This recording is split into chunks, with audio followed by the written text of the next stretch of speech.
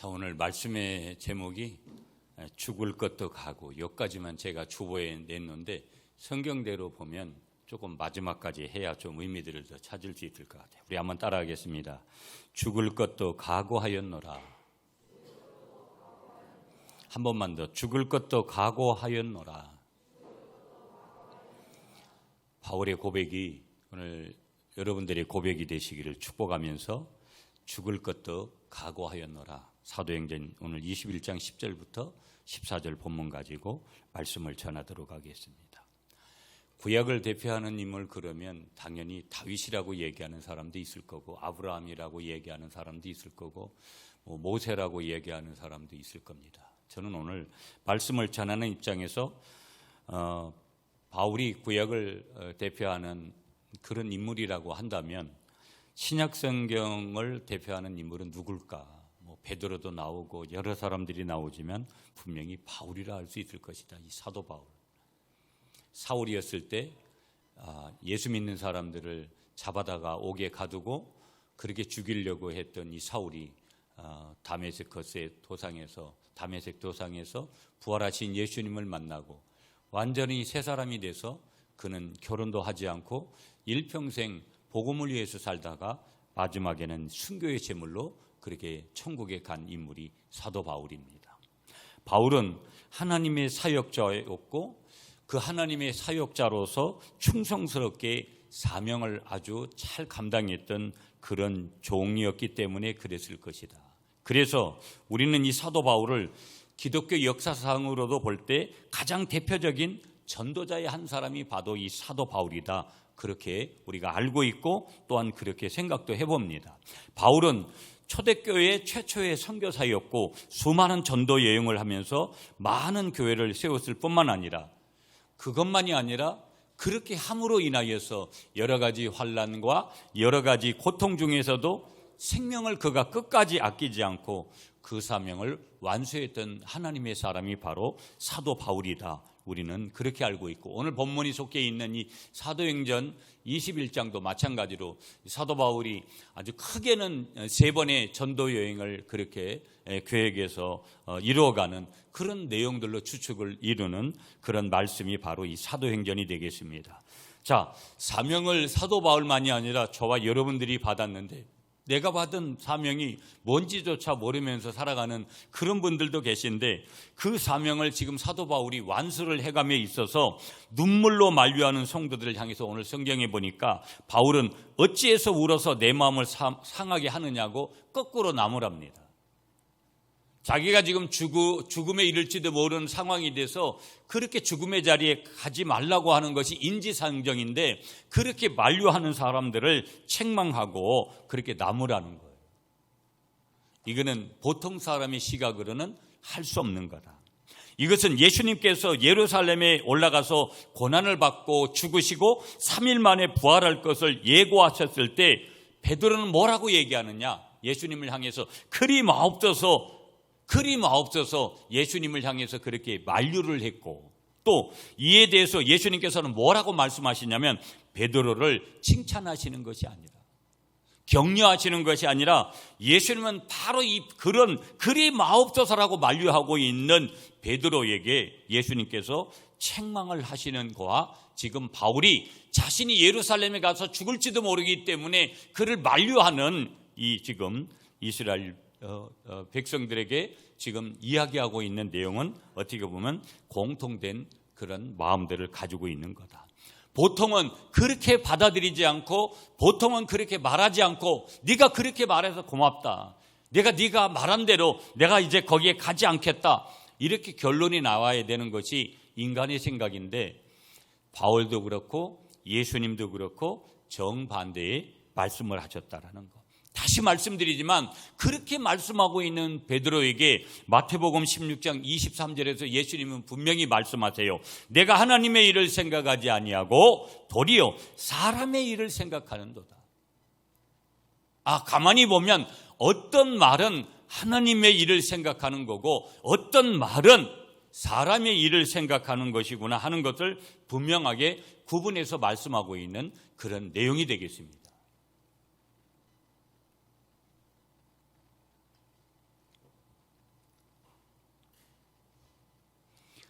그 속에 담겨져 있는 게 도대체 뭘까 그러면 예수님과 바울이 말한 거와 또 베드로와 다른 이스라엘 백성들이 말하고 있는 그런 내용 속에 담겨져 있는 그런 것은 뭘까? 사람의 인정일 것이라는 거. 예수님이나 바울은 그런 사람의 인정 때문에 하나님의 뜻을 거역해서는 안 된다라는 거예요. 많은 사람들이 하나님 중심이냐 사람 중심이냐 신앙생활은 여기에서 갈립니다. 나는 하나님의 중심의 사람인가 나는 인간 중심의 사람인가 딱 갈려 있습니다. 나는 그 둘 중 안에 하나입니다. 나는 여기 중간지대에 있습니다. 그런 거 없습니다. 하나님 중심인가 사람 중심인가 딱 갈려져 있습니다. 그러니까 그 사람 중심의 사람들은 분명히 그 속에 뭐가 있느냐? 사람을 향한 인정 때문에.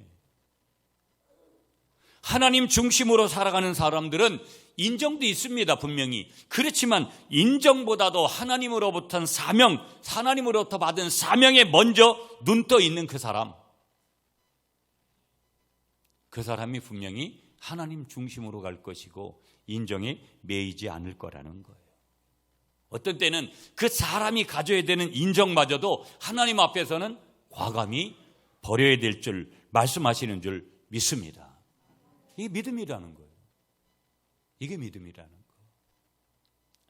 바울이 이번 예루살렘 방문이 결박과 환란이 기다리는 길임을 성령님께서 미리 알려주신 것은 바울로 하여금 믿음으로 대비하기 위한 배려에 있는 것이지 거기에 가지 말라고 한 것 아니라는 거. 미리 그런 것에 대해서 예비하고 준비하고 각오를 하라고 한 것이지 거기에 가지 말라고 하지 않았다라는 거. 바울은 그것을 알고 있었기 때문에 여러분 인정으로 호소하는 성도들의 만류를 안타깝게 여긴 거예요.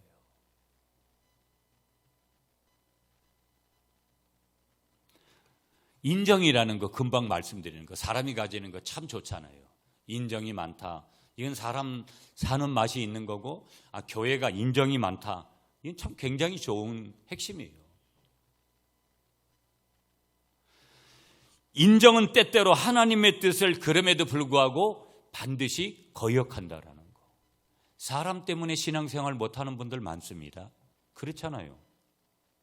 오늘도 가족이 뭐 결혼을 한다, 뭐 가족하고 무슨 뭐 함께 어디 여행을 간다. 예수님 안에서는 주님 안에서는 그런 일은 있을 수도 없는 거예요. 성경 어디에서 그렇게 하나님이 오늘은 네 편한 대로 주의를 거역하고 그런 데 가라고 말씀하신 예가 없어요. 사느냐 죽느냐 그 선이 어디에서 갈라지느냐 인정에서 갈라지는 거예요. 인정. 사람 편에서 보면 얼마나 그게 굉장히 소중한 거예요. 그런데 하나님 편에서는 그 순간에 인정이 아니라 냉정해야 되는데 인정이 아니라 냉정인데 그런데 사람들은 그걸 자기 중심적으로 단어를 바꿔 쓰는 거예요. 냉정해야 될 때 인정을 발휘해요. 인정을 베풀어야 될 때 또 냉정해요. 나 자신이 어떤 사람인지 여러분 대부분은 다 이 두 단어를 저 역시도 마찬가지로 아마 바꿔 쓰면서 어떤 때는 회개하고 어떤 때는 반성도 하지만 인간은 잘못하면 이것이 잘못 크로스가 될 수 있다는 거예요. 인정 때문에 때때로 하나님의 뜻을 뭐 하느냐? 거역을 한다라는 거예요. 감히 하나님의 뜻을 거역을 하고요. 인본주의는 결국은 결정적인 순간이 되면 그 인본주의는 사람 중심의 인정은 결정적인 순간에 하나님을 거역하는 거예요. 그래서 신앙생활은 하나님을 믿고 끝까지 가는 것은 절대로 어떤 인간적인 중심에서는 끝까지 승리할 수 없다라는 거. 반드시 거기에는 십자가를 지는 마음이 있어야지만 도저히 내가 정말 이 상황에서는 교회를 갈 수 없는 상황이 된다 하더라도 내 발걸음은 교회로 향해야 되고 내 발걸음이 그곳에 가서 무언가 인간적인 정 때문에 어두운 그런 눌림의 마음이 있을지라도 우리는 반드시 거기에 하나님의 말씀 앞에 하나님의 교회 앞에 있어야 될 줄 믿습니다. 자, 본문 우리 한번 보면은요. 바울이 오늘 대단한 사람이에요. 오늘만 대단한 것이 아니라 성경 전체를 보면, 신약 성경을 기록한 여러 바울의 저서들을 보면 바울의 사명의식이 분명하고요. 늦게 예수 믿었어도 바울은 분명해요. 그래서 끝까지 결혼도 하지 않고. 그러면서 오늘 우리가 설교 제목대로 드렸던 죽을 것도 각오하였노라. 여러분, 인생을 살아가면서도 마찬가지예요. 죽을 각오를 하고 인생을 살면 오늘 안 되는 게 없을 거라고 생각해요. 적어도는 어느 정도는 분명히 이 세상에서도 살아남고 살아가는 건 당연해요. 요즘 저도 제가 대기업을 다닌 것은 아니어도 여러분 중소기업에 가면 요즘도 우리 동네도 마찬가지고 다 어느 동네든지 여러분 외국인들이 다 있잖아요. 저 사람들 동남아나 이런 나라에서 굉장히 엘리트들입니다. 최고 대학 나온 사람들 많고요. 아무나 우리나라에 들어오지 못합니다. 많은 훈련들을 하고 한국에 이제 들어오는 거거든요. 돈도 많이 쓰고 들어올 겁니다, 아마. 근데 왜 저 사람들을 쓸까? 물론 서로 모든 국가들이 함께 이제 상생해야 되니까 서로 나라를 배려하는 그런 의미도 있지만은 사람이 없는 거예요. 여러분, 제가 매스컴에서 한번 얘기하는 거 보니까 거의 초봉이 5천만 원이 다 되는 연봉인데도 사람 구하기가 어렵더라고요.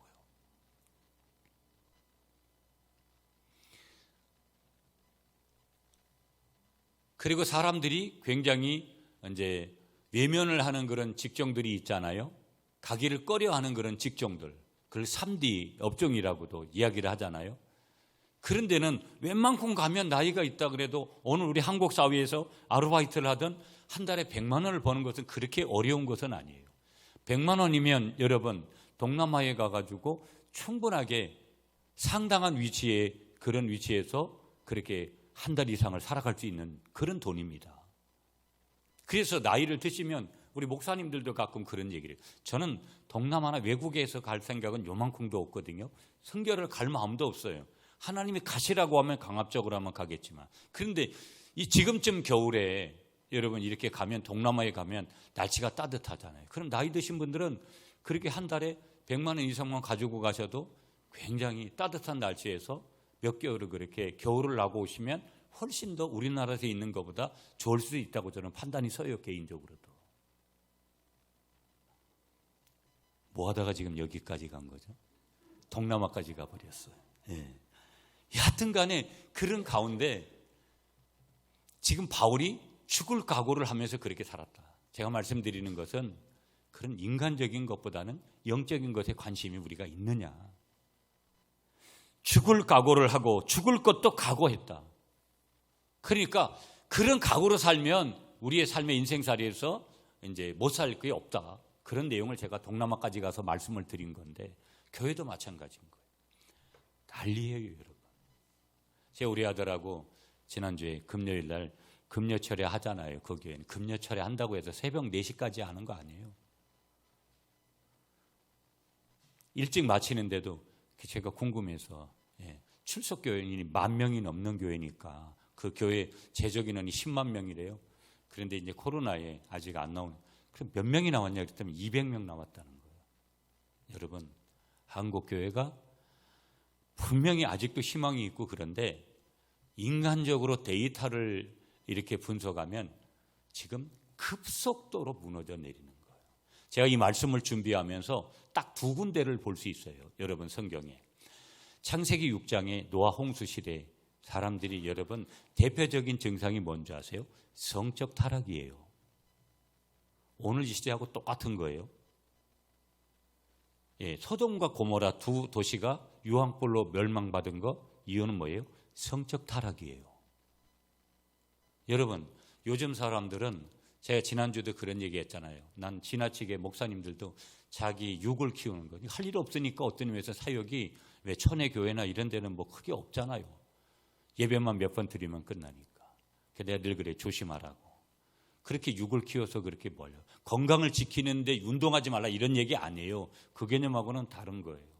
사람들은요, 잘 먹잖아요. 일단 영양이 되잖아요. 오늘 사람들은요. 못 먹는 거 매일 너무 분에 넘쳐서 우리나라는 더 그런 거잖아요, 보면.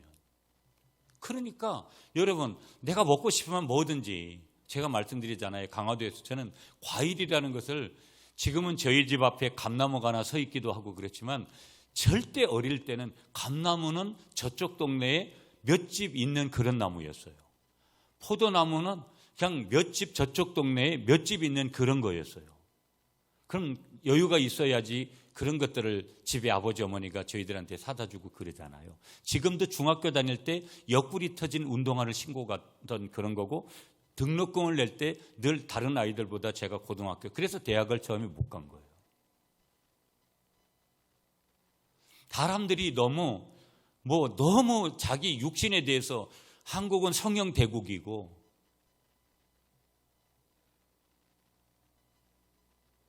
그러니까 딴 생각을 자꾸 하게끔 되는 거예요. 여러분, 지난주에도 제가 그런 얘기를 했어요. 한만 생각을 해도 저 무인텔이 저 공장 옆에 저 산꼭대기 저기에 왜 무인텔이 있어야 되는지에 대한 설명이 안 돼요. 듣는 소리들이 있잖아요, 여러분. 세상이 뒤집혔어요. 그 중심에 뭐가 있는 줄 아세요? 성적인 타락. 그게 몇천 년 전에만 노아 홍수 시대에만 있는 것이 아니라, 소돔과 고모라 시대만 있는 것이 아니라 오늘이 더하면 더해요.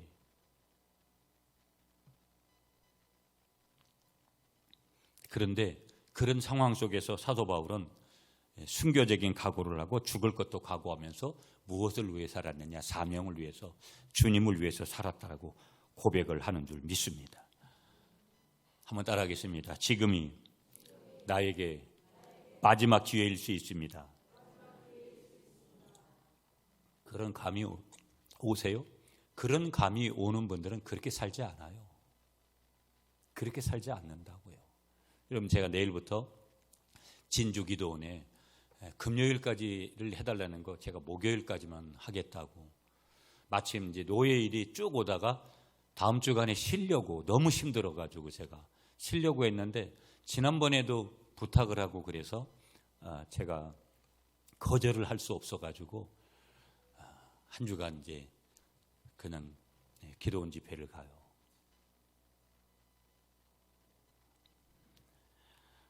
제가 어떻게 보면 집회를 가면서도 마찬가지고, 그것에 가면 한국교회가 조금 깨어있다라는 것도 아직도, 왜? 많은 수가 모이지 않아요. 그래도 그 몇십 명이 모이든 누가 모이든 그 수에 관계없이 가는 거니까. 그러면 그 속에서도 뭔가를 느끼냐면 생기를 느껴요. 마지막이라고 생각하는 사람은, 절대 마지막 기회라고 하는 사람의 의식을 가지고 살아가는 사람은 그렇게 살지를 않아요.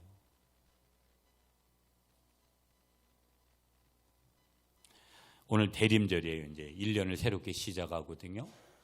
1년을 새롭게 시작하는 대림절. 추수감사절이 교회력으로는 끝난 거예요.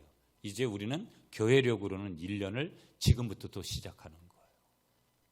그리고 이제 연말이 되면 여러분 이제 새롭게 봉사할 그런 자리들을 이렇게 새로 또 정하고, 성경금도 작정하고 그렇게 해요. 정말 지금이 마지막이라는 생각을 가지고 있는 사람은 내가 가지고 있는 것도 털털 털고 싶을 거고, 물질적인 것이든 내가 어떻게든지 시간을 쪼개서든지 중심을 어디에 둬야 되겠구나 하는 것들을 자기 스스로가 그렇게 해요. 오늘 이제 여러분들이 뒤에다가 제가 어제 서류 갖다 놨어요. 여기 이제 서리 집사님들, 여러분들이 그 내용들, 항전직들은 당연한 거고, 아무 생각 없이 거기다가 그냥 사인하고, 차라리 정말로 마음에 부대낌이 있으면 서리 집사 받지 마요. 서리 집사 받지 말라고요. 항전직에 어쩔 수 없이 물릴 수가 없어가지고 그런 소리는 못 하겠는데, 제가 말씀드리고 싶은 핵심이 뭐냐, 좀 뭔가 하나님 앞에 깊은 그런 눈물이 있고, 그런 결단이 있고, 자기 직분에 대해서 뭔가 좀 책임을 지고, 기독교가 무너지는 그런 소리들 한편에 보면 너무 안타까워요. 여러분, 어찌 보면 하나님이 계시지 않는다 그러면 오래 살아야 될 이유가 뭐 있어요? 저는 저 같으면 진짜 자살을 하고 먼저 생명을 끝내는 것도 괜찮다고 봐요. 아니, 짐승과 같이 조금 더 오래 살아본들 뭐 할 건데요? 의미 없어요. 하나님의 심판이 무서운 거고 우리에게 영생이 있다는 것이 무서운 거지, 어떤 의미에서는 그게 축복이잖아요.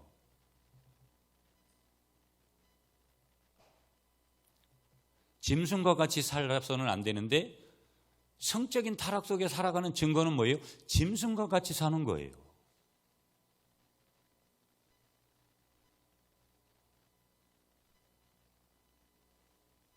하나님이 원하시는 것은 거룩한 백성으로 끝까지 살아가는 건데,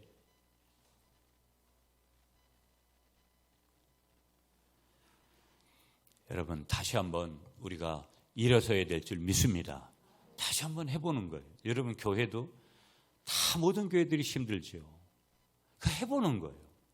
해보려고 하는 사람이 있으면, 땀을 흘리려고 하는 사람이 있으면 그 사람을 통해서 놀라운 일을 행하시는 거예요. 하나님의 일은 많은 사람들이 모여가지고 그 일을 하지 않았어요. 하나님 앞에 붙들린 한 사람, 그 한두 사람을 통해서 하나님이 항상 일을 하셨어요. 여러분들 오늘 이 아침에 축복합니다. 삶의 자리가 분명히 녹록하지 않다라는 거 맞아요. 그렇지만 그 속에서도 하나님을 크게 보시고 하나님이 내게 주신 사명을 짊어지고 가는 여러분들 되시기를 축복합니다. 자, 첫 번째 13절이에요. 13절 읽어주세요. 여러분이 시작.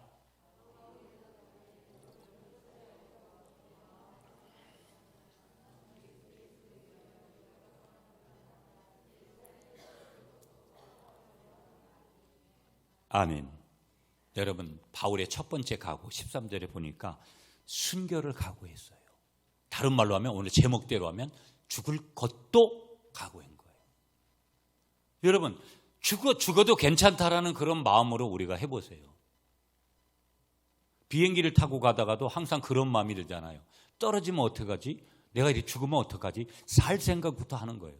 배를 타고 가면서도 이 배가 엎어져가지고 그렇게 세월호 같이 잘못되면 어떡하지? 차를 타고 가도 여러분, 늘 저희 집 사람은 옆에 앉아가지고 자기가 운전해.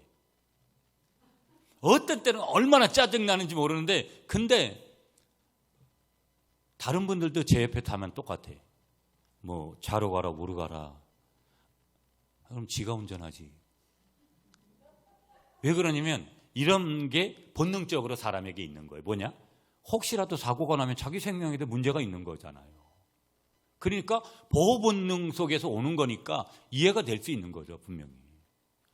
우리 집사람이 옆에서 운전하시고 그러면 저는 맨날 사고 냈을 거예요, 아마. 사실은 사고는 많이 내지는 않았거든요.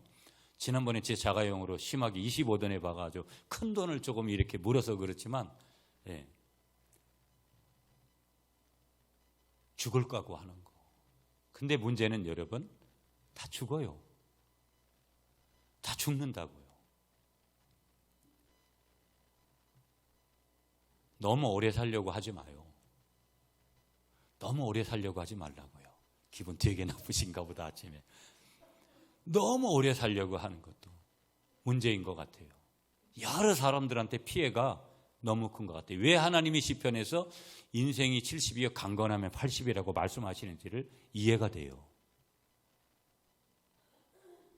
너무 그대로 가면 여러 사람한테 여러 가지 문제들을 일으키는 것 같아요.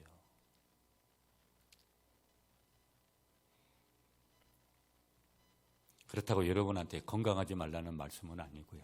그런 것보다도 내가 주님을 위해서 어떻게 살까? 바울은 순교를 가고 죽을 것도 각오하면서 그렇게 주의 일을 했다라는 거예요. 바울이요 3번에 걸쳐가지고 자신이 죽을 각오를 그 얘기를 해줘요. 첫 번째는요, 사도행전 20장 24절. 여기 우리가 21장이었잖아요. 앞장에서 보면은요, 밀레도 항구에서 에베소 장로들의 만류, 가지 말라고 하는 만류를 무릅쓰고 나의 생명을 조금 더 귀한 것으로 여기지 않는다. 두 번째는요, 두로에 머무는 동안에 제자들이 오늘 본문 바로 전에 21장 4절 5절에 보니까 예루살렘에 들어가지 말라고 만류했지만 바닷가에서 바울은요 무릎을 꿇고 기도하여 자기의 굳은 결의를 계속 나타내요. 난 그래도 간다.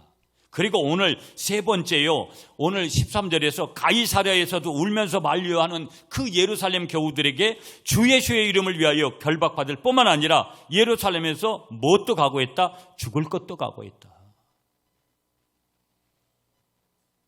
바울은요, 지금 필요하다면 결박받을 뿐만 아니라 예루살렘에서 죽을 것도 각오했다.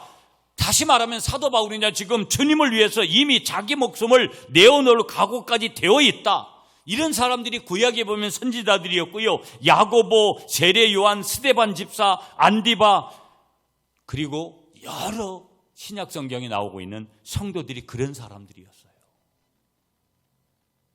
천양원 목사님과 같이 수많은 순교자들이 있죠.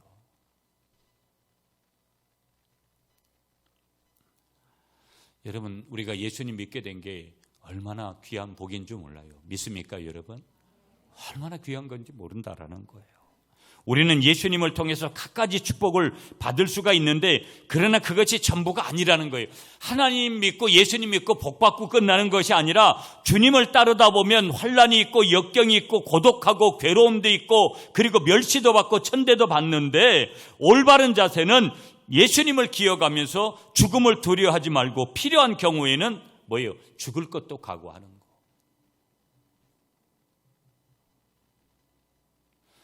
죽을 만큼 운동해서 살 빼고 자기 육신을 생각하는 것도 때로는 필요하다고 생각하지만, 죽을 만큼 그렇게 각오를 해서 주의 일을 힘쓰는 거, 아주 대단한 결심이죠. 보면 여기에서 필요한 게 뭐냐? 담대함이에요. 담대함. 벼랑 끝에서는 용기죠. 어디서든지 어떤 상황 속에서든지 예수님 때문에 담대한 거, 그게 오늘 우리에게도 선물인데, 그저 앓는 소리하고 여러 가지 모든 사람들이 다 그러니까 다 그렇게 생각들을 해요. 똑같이 예수님을 믿으면서도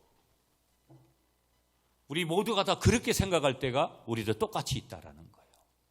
예수 그리스도 안에서 담대함을 가지시는 여러분들이 되시기를 간절히 축복합니다. 두 번째 각오는 14절이에요. 여러분 14절 다시 한번 여러분이 읽어주세요. 시작.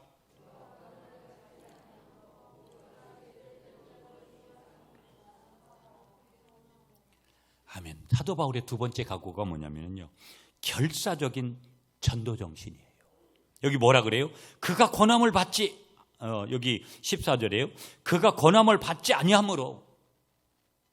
이건 고집이거든요. 영적인 고집이에요. 육적인 고집이 아니라. 오늘 하나님이 이 코로나를 통해서 예수 믿는 사람들을 흔들어 봤어요. 예수 믿지 않는 사람들을 흔들어 본 게 아니라 예수 믿는 사람들을 흔들어 봤어요.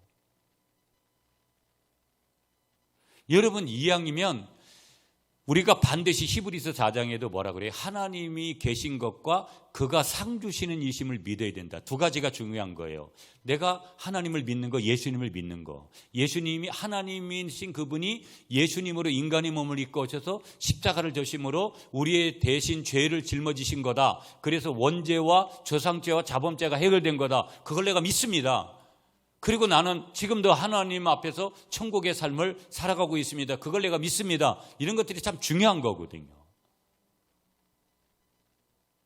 근데 더 중요한 것은 뭐냐면, 우리가 왜 그렇게 열심을 내가지고 그럴까요?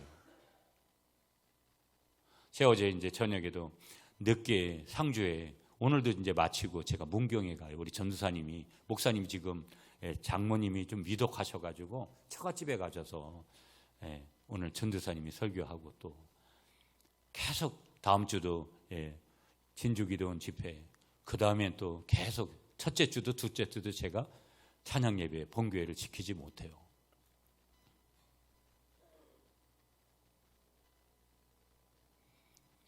그러면서도 우리가 기억해서 여러 가지 어떻든 어떻게 살아가든 그 현장에서 우리가 붙들어야 될 것은 하나님이 원하시는 그 마음속으로 가야 되는데,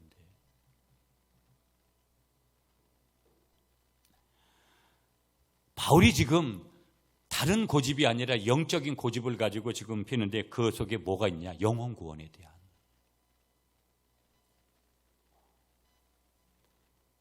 우리도 전도하는 사람이 없어요. 전도를 하려고 하잖아요. 제가 볼 때는 대부분 다 자기 자신도 못 가노. 자기 자신도 못 가는다고요. 여러분이 가만히 자기 자신들을 좀 뒤돌아보세요. 그리고 방향이 잘못됐어. 늘 우리가 하는 얘기, 먹고 사는 것만 그냥 거기까지만 생각이 가 있어. 그래서 아무런 일도 안 일어날 수도 있어.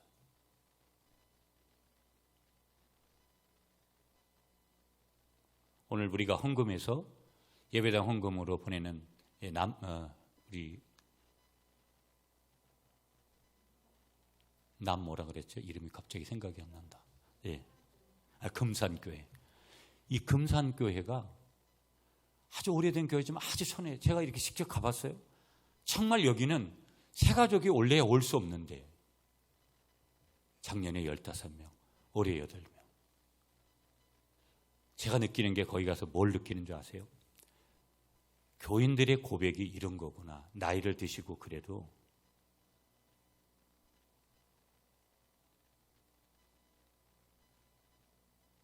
여기 한두 사람만 전도를 적극적으로 해도 교회 변화가 완전하게 달라지는 거예요. 그 한두 사람 보기가 쉽지가 않다라는 얘기예요. 일주일에 교회 한 번 오시는 분들, 여러분들 중에 그래도 수요일이라도 오시는 분들, 그래도 새벽 예배라도 오시는 분들, 제가 여러분들에게 말씀드리고 싶은 것은 인생이 잠깐이에요. 우리는 언제 후회할 것이냐? 우리 어머님이 그랬어요. 아마 죽을 때 사람이 천국 가게 될 때 여러 가지가 나타나는데 천사가 나를 데리러 왔다 뭐 여러 가지. 근데 우리 어머니가 그러는 거예요. 하나님이 아직 보이질 않는다라는 거예요. 우리 어머니도 천국 갈 준비를 오래전부터 하셨거든요. 나는 그 마지막 날 정말 눈물만 흘렸죠. 그래서 제가 한 말은 그거밖에 없었어요. 엄마, 하나님을 바라보시고 예수님을 바라보라고. 그리고 예수님을 분명히 믿죠. 내가 구원의 확신만 계속 확인했어요. 그 분명한 사실은 우리 어머니는 구원의 확신을 분명히 가지고 계셨고 그렇게 천국을 가셨어요. 여러분 아직도 차를 타고 가도 밤에 잠을 자면서도 우리 엄마 생각이 나요. 조금만 어떤 대화를 좀 더 하고 갔었으면 아쉬움도 있어요. 이 여자분이 왜 이렇게 갑작스럽게 가셨을까? 근데 그걸 자기 마음대로 할 수 있어요? 우리는 하나님 앞에 서는 날 반드시 후회할 수 있어요. 그리고 그날은 반드시 있는 거예요. 그날을 분명하게 준비하시는 여러분들이 되시기를 간절히 축복합니다.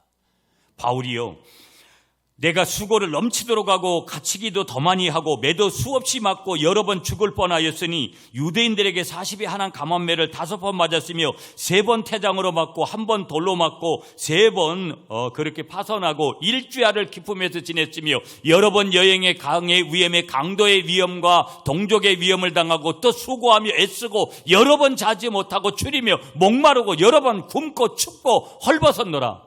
바울이 고생담을 얘기해요. 고린도후서 11장에서요.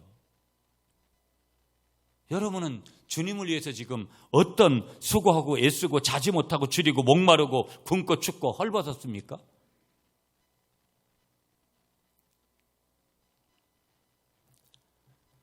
깊이 한번 생각해 봐야 될 내용들이 있는 것이죠. 세 번째 각오가 뭐냐? 여러분 13절 할까 읽었으니까 한번 따라하겠습니다. 목적의식이 분명했다. 사도 바울은요, 자신의 사명의 목적을 주 예수님의 이름을 위하여라고 말했어요. 나는 주 예수님의 이름을 위하여서 주 예수의 이름을 위하여 결박당할 뿐만 아니라 예루살렘에서 죽을 것도 각오하노라.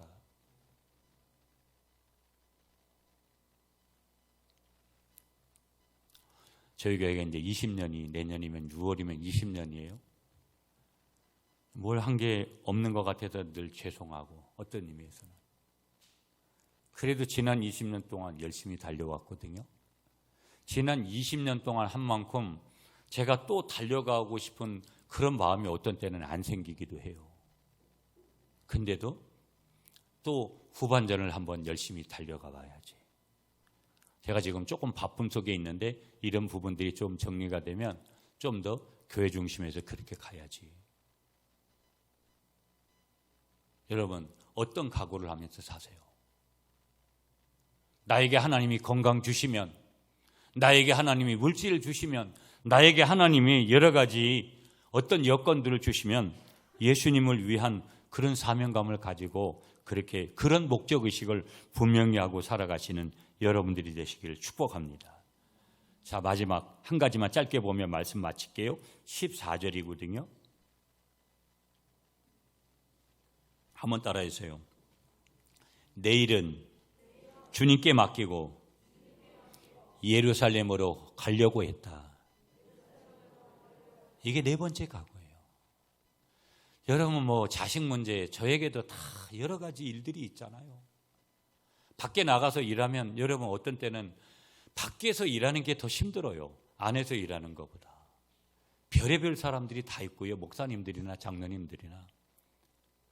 그래도 거기에서 참고 일하고 여러 가지 하면서 어떤 때는 내가 굳이 이렇게까지 해야 되나 이런 것도 느끼거든요. 제가 가끔 그런 얘기 하잖아요. 교회 오면 누가 밥 한 끼락도 사주는 사람도 없어, 솔직히. 어떤 때 보면 되게 묘한 마음이 제가 이제 교회에 오면 들 때가 있어요.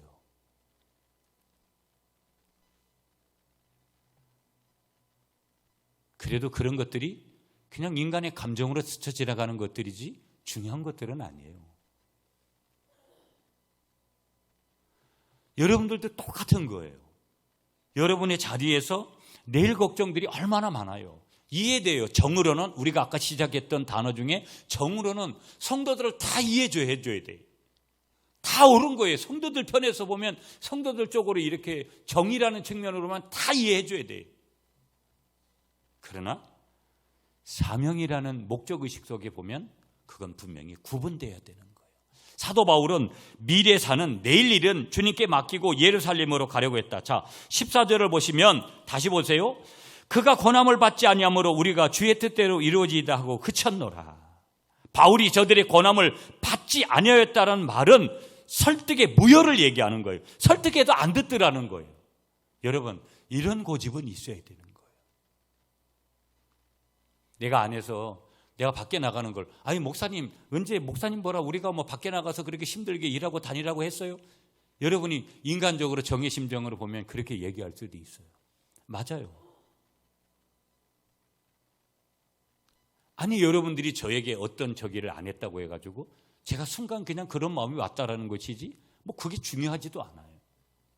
저에게는 뭐가 중요한 것이냐, 누가 뭐라고 해도 이 길은 하나님께서 허락하신 거기 때문에 가는 거고, 내일 진주 기도원을 가는 것도 제가 거기에 가는 이유도 다른 거 아니에요.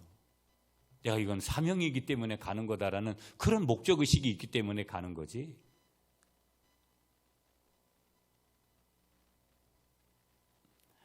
오늘 이제 말씀 정리할게요, 여러분.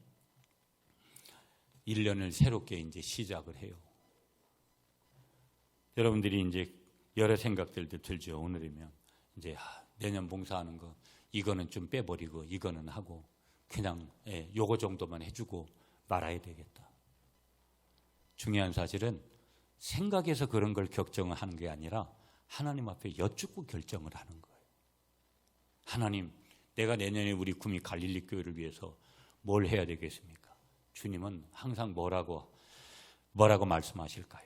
적을 소자를 말씀하시지 않고 한자로 말하면 만을 다자로 말씀하세요. 그래서 항상 정의 관점에서는 사명이도 어떤 때는 싫은 거예요. 아니, 나는 좀 조금만 하라고 하나님이 그렇게 하면 좋지 않아요. 아니 하나님 내 여건을 아시잖아요. 그러면 요만큼만 하도 되는 거지 왜 이만큼 하라 그러세요? 정으로 결정하지 말고 사명으로 결정하시라는 거. 아멘이십니까? 무엇을 하든지 오늘 죽을 것도 각오한다. 그런 마음으로 하나님을 섬기고 하나님 앞에 살아가면 우리의 직장의 문제도 가정의 문제도 어떤 문제도 인생사의 모든 문제도 죽을 각오를 하고 하나님 앞에 기도하고 가면 거기서는 반드시 사는 길이 열려지게 되는 줄 믿습니다. 그 살게 되는 그 주님의 은혜를 우리가 반드시 보게 하는 게 영적인 원리라는 거. 한 해를 시작하는 여러분들을 축복합니다. 그 하나님 앞에서 이 한 해를 분명하게 더 굳은 가드 속에서 승리하고 하나님 앞에 영광을 돌리며 나아가는 여러분들이 되시기를 간절히 축복합니다.